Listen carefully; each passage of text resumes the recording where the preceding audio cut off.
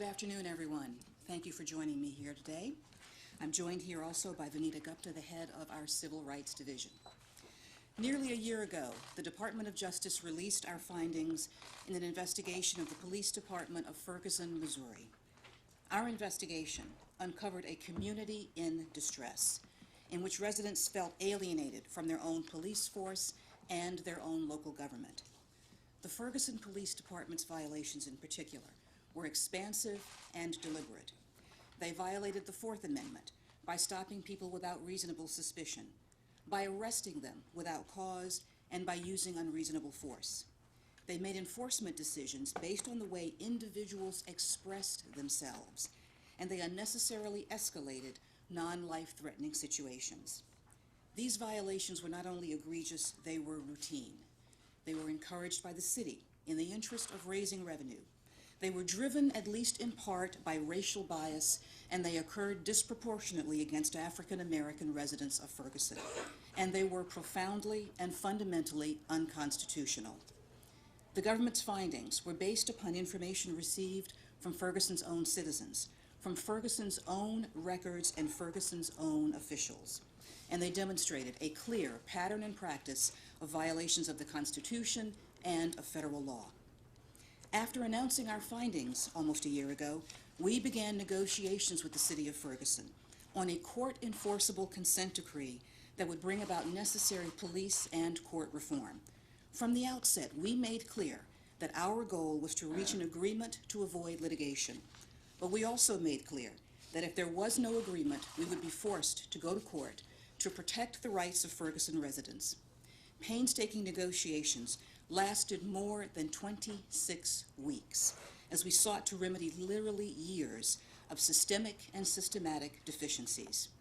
A few weeks ago, the Department of Justice and Ferguson's own negotiators came to an agreement that was both fair and cost-effective, and that would provide all the residents of Ferguson the constitutional and effective policing and court practices guaranteed to all Americans. As agreed, it was presented to the Ferguson City Council for approval or rejection. And last night, the Ferguson City Council rejected the consent decree approved by their own negotiators. Their decision leaves us no further choice. Today, the Department of Justice is filing a lawsuit in federal district court against the city of Ferguson, Missouri, alleging a pattern and practice of law enforcement conduct that violates the First, the Fourth, and the 14th Amendments of the Constitution and federal civil rights laws. We intend to aggressively prosecute this case, and we intend to prevail. The residents of Ferguson have waited nearly a year for their city to adopt an agreement that would protect their rights and keep them safe. They have waited nearly a year for their police department to accept rules that would ensure their constitutional rights and rules that thousands of other police departments follow every day. They have waited nearly a year for their municipal courts to commit to basic, reasonable rules and standards. But as our report made clear, the residents of Ferguson have suffered the deprivation of their constitutional rights, the rights guaranteed to all Americans, for decades. They have waited decades for justice. They should not be forced to wait any longer. Thank you. Do you have any questions? This is fast. I mean, this is less than a day after the vote, less than a year after the findings report. Why not go back and continue to negotiate? Bankruptcy for a city is a legitimate concern. I mean, do you think that bankruptcy is a fair potential consequence for this type of investigation? What I can say is that throughout the discussions with the city, beginning with the report and going throughout these 26 weeks of negotiation, we were very sensitive to cost concerns. In fact, as you note, you have in your packet information in our January 26th letter, we have provided free technical assistance to them during this time period at no cost to the city. So we've been sensitive to their concerns, and we have discussed this issue with the city. We had come to terms on an agreement to be presented to the City Council. That agreement was to be approved or rejected. The city was clear last night that they rejected that agreement. Madam Attorney General, what was your reaction when you heard that the council had rejected this? Disappointment. Disappointment that they chose litigation over a faster route that would bring constitutional policing to the police department and the municipal court system. Hi. What is your understanding of what the sticking points were? Why did What's your understanding of what the sticking points were? Why did the city council vote this consent decree down? What is your understanding of the details of what was problematic? Well, the city council had public hearings on that, but it's unclear as to whether or not those were the concerns that they were relying upon. You'll have to refer to them as to what their concerns were. What I can say is that after painstaking negotiation, a document was reached in which every detail was discussed by both sides and decided to present that document to the city council for approval or rejection. Every part of that document was discussed and was negotiated extensively. Thank you. The mayor of Ferguson said today in a press conference that they were willing to negotiate with the Department of Justice. They wanted to put the ball in your court to come to some kind of an agreement. And he also said it was only within the last 2 weeks that the full cost of what the consent decree would mean for the city became clear to him, and that's why they wanted to vote on it. What is your reaction to that? Do you think that there is, would there have been room for negotiation? And why did you decide instead to announce this litigation? We simply followed through on the discussions that we've had with the city for almost a year, in which we made clear from the beginning that our goal was to avoid litigation and come to a court-enforceable agreement that would provide for constitutional policing and municipal practices. As I indicated, we were sensitive to costs. Those discussions were had. And in fact, as we've indicated, the agreement that was being reviewed and was discussed was painstakingly negotiated by both the department and the city's own team. That was the agreement that was to be decided upon. The city was well aware that by deciding not to accept it, that they were choosing litigation. This is their choice. Ma'am, do you think the estimates that the city's put forward in the last 24, 48 hours are even legitimate? Because they seem to be much higher than what was estimated before. And do you believe this process, which isn't the normal process that you guys go through in negotiating settlements, do you think that was done in good faith by the city? Well, I'm not going to speak to the process because the city is an independent entity and they're able to set these processes. You're correct, it's not the normal process that we go through. As we indicated to the city, we felt that the city council had before it an in-depth, substantial agreement that they could vote to approve or reject. Had it been approved, we would have filed it in court, and together we would have had a fairness hearing at which the court, a neutral, uninterested, observing non-party, would have been able to listen to these concerns. With respect to the cost estimates that were put forth, again, I'm not going to comment on the specificity of them because they did change, but I will say that, as always, we are always cost sensitive when we deal with municipalities in this. However, there is no price for constitutional policing. The citizens and the residents of Ferguson deserve what every American is guaranteed under the Constitution, the right to be free from excessive force, from unconstitutional stops, from unconstitutional arrests, and from a fine system that was literally breaking their backs. You said that you were disappointed when you first heard about it, but were you surprised at all, given all the negotiations that happened over the last several months? Well, we had been negotiating with a team that was responsive. We had had extensive discussions, and so we had, in fact, as you will see from the agreement that was posted several weeks ago, come up with an extensive and detailed document that provided for substantial changes in the city's practices, in the police department's practices, and also in police and community relations. We felt that this was in the city's best interest. It was in the interest of the residents of Ferguson to avoid costly litigation and to, in fact, start working right away on all of these important changes. So my main reaction, as I indicated, was disappointment that they had not taken advantage of that opportunity. When you do sue and you prevail, assuming you prevail, what does that end result look like? Does it get you back to where you would have been had the consent decree been approved in the first place, and they just then commit again to what they should have committed to last night? Well, it certainly is one option. Obviously, we will be monitoring the situation throughout the course of the lawsuit to make sure that there are no new problems that rise up in Ferguson. Certainly, we would be asking for injunctive relief and specific relief. You have the complaint there in electronic form. It basically has two causes of action, of course, Section 14141, the right to be free from excessive force, and of course, discriminatory policing based on race. So we're asking for relief from those actions. We're asking for specific remedies that would give the city, frankly, we still feel they have an opportunity through this court process to come up with systems that would provide a substantial benefit to the city. It is extremely unfortunate that the city has chosen to litigate this matter rather than move directly to these remedies and reforms that would, in fact, have been proven a benefit to the city and avoided the cost of litigation.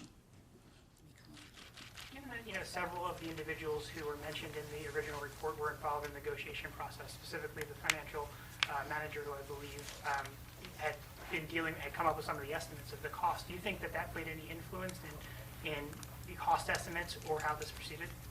I don't have any insight into the estimates in which they used, particularly the varying estimates, so I'm not able to give you that information.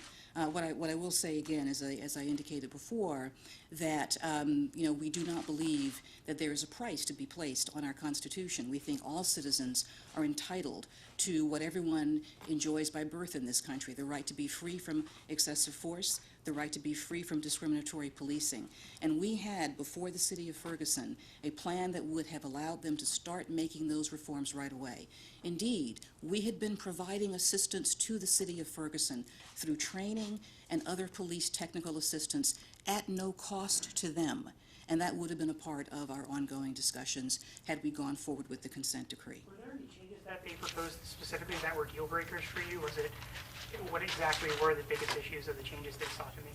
Well, I think you can look at and see the issues that were raised, and I'm not going to go down them in excruciating detail, but what I can tell you is that our view is that the citizens of Ferguson deserve constitutional policing no matter who is in charge of their police force, and to allow the city to simply evade the terms of an agreement carefully negotiated and presumably, had it been agreed to, by simply transferring control of the police department to another state entity was simply unconscionable to us, and frankly would have meant that this could have been avoided and evaded by them at any point in time.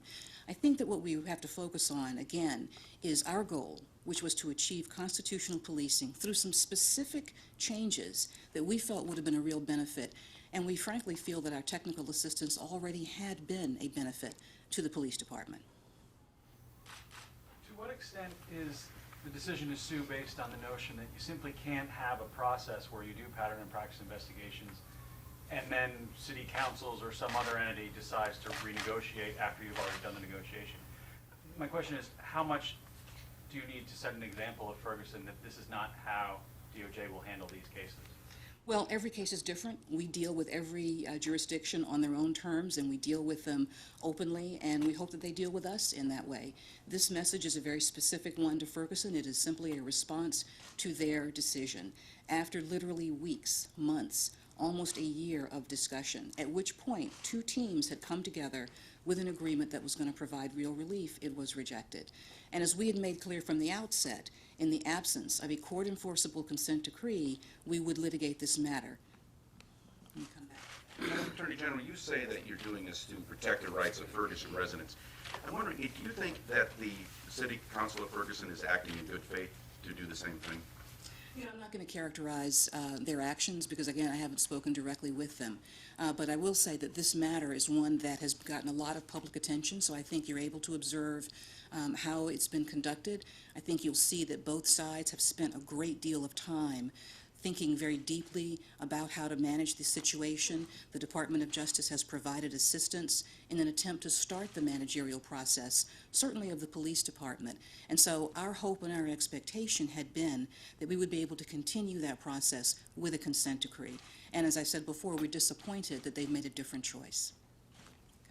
Following up on Devlin's question about the process, you guys will continue, DOJ will continue to negotiate presumably as you do in any litigation. So is it not the negotiation that's the issue? Is it more the process that we had a deal and the deal says you voted through or you get sued, or is it a legitimate sticking point on their negotiating points? Do you see?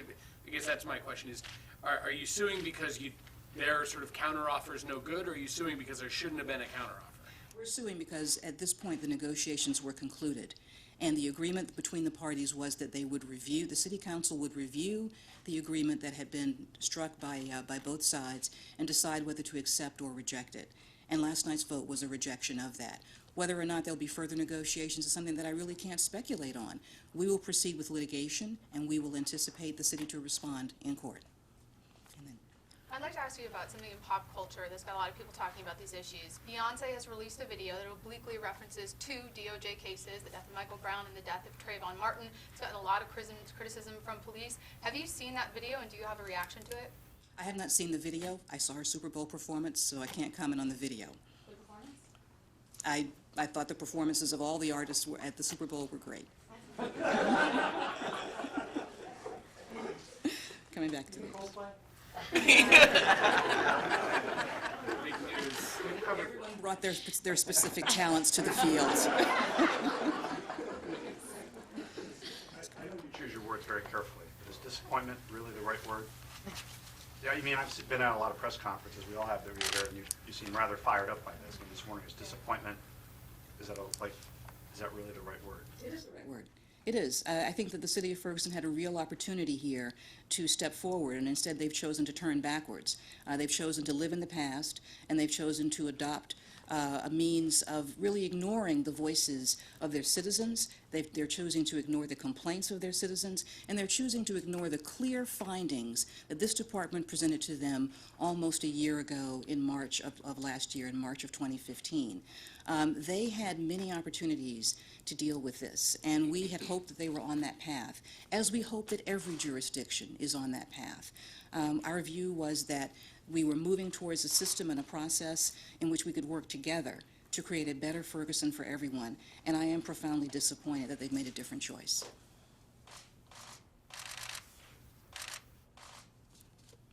All right? All right, well, thank you all.